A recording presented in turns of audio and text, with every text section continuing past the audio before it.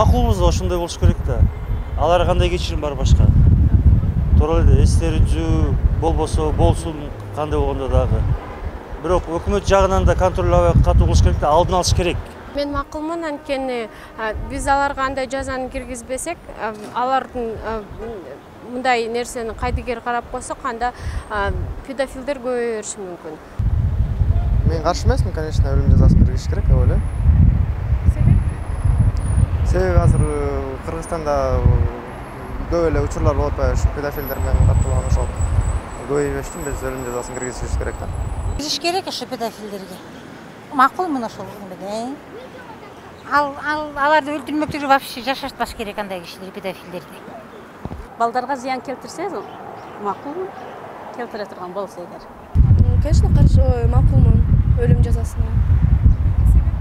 Себеп анткени уже балдарга эметкенден кийин, колун тийгизгенден кийин өлүш керек да адам. Кийин жашаганга болбойт уже. Ооба.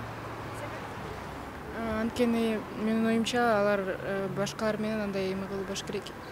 Андай поступать этиш керек эмес. Жок, жаза кабыл алыныш керек негизичи. Белгилүү, мисалы өлүм жазасыбы же байка айткандай неме, мисалы кыйноо жазасыбы, бирок ошонун алдында бир белгилүү бир түшүндүрүштөр жүргүзүш керек. Если заслужили, да, конечно.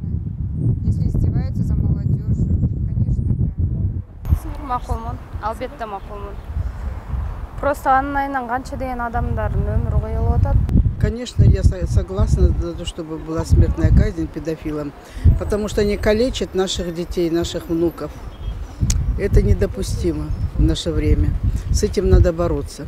Но просто смертную казнь внести – это не избавление общества от педофилов.